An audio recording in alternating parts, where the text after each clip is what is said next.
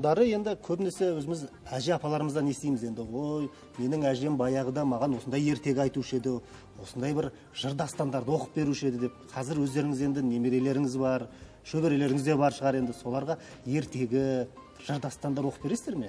Енді айтыңыздар. Ол жағы дұрыс айтасың, ол жағын дұрыс айтасың. Міне жастар қазір мынау соткаға қарап мылғау болатын болды. Ылғи айтам, мектепте де айтам, басқа жерде де айтам. Соткаға көп қарамай, мынау Абайды оқу керек, Абайдың 41 сөзін оқу керек, оқығанды судыратып оқып шықпау керек. Соны түсіну керек, түбіне бару керек, жету керек. Оны неге айтты, ана сөзді неге айтты? Ол сөзді қалай айтты? Соны түсіну керек, қорту керек. Қортып барып, сонан кейін білген өнегемді келешек жасөспірімге айтуға болады. Мектепке барғанда мен 41-ші мектепке бардым, бірінші мектеп, 41 емес, бірінші текелде айттым. Нөлевойдан 4-ші классқа дейін жастар балалар кепті. Мен айттым, балаларым, қыздарым, тіліміз шұғырланып болады, бар жатыр. Сондықтан не болу керек? Кітапты көп оқу керек. Ата-бабалардың салт дәстүрін білу керек. Соны жетілу керек, жету керек соған. Сонан кейін қазақ тілін көп оқу керек. Оқығанда кітапты көп оқу керек. Қазіргі жастар кітапты оқымайды, соткаға қарайды, мылғау бола ма деп ойлаймын. Мылғау болып қала ма дегенде ойдарым болады.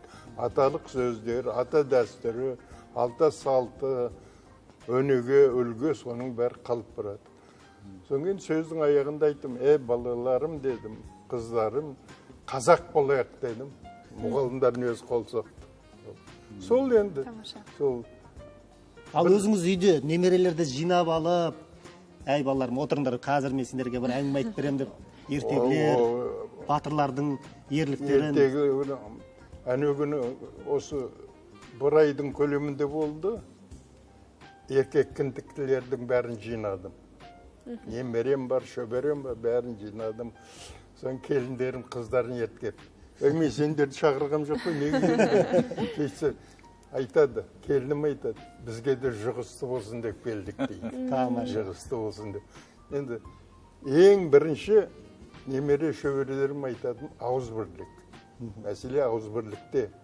Сөзді қуған, сөздің түбін ешкім жеткен жоқ, жетпейді. Сөздің түбі бірін-бір түртеттағын, барып аяғында ажыраттысырады, төбелестіреді.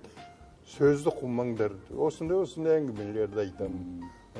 Соңын Абайды көп оқыңдар. Жаңа 41 сөз. Сөздің мағынасына түсіну керек, мағынасын. Анау не айтып тұр, мына сөз, не айтып? Сонысы қазіргі жастар, эстрада артистері болсын, басқалар болсын, сөздің мағанасына түспейді, әйтеуір бір сөзін қайталай береді, мезі қылады. Одан тыңдағың да келмей қалады. Өшіре сол, басқа каналға жібі аудары деп отырамыз. Сосын кейін бір азамат айтты, ең басты үлгі өнеге жақсы адамдарды шақырып, дастархан бір шауын шай беру керек. Соның өзі балаларға үлгі өнеге болады дейді. Сол салтпенен мен ылғи өнер адамдарын шақырам. Көңіліме жақын өнер адамдарын шақырам. Әмір айтты, сен аңыратып жібересің ойды. Ойбой-ау, айтатынға айтам ғой, онда сөздің өзі түртіп тұрады дейді. Сөздің өзі түртіп тұрады. Айтпайтынға сөз таба алмай қаласың дейді. Сол айтқандай, мінекей әр адамға өзің сипатың болып, сыйласымды болып, өмір ең негізгі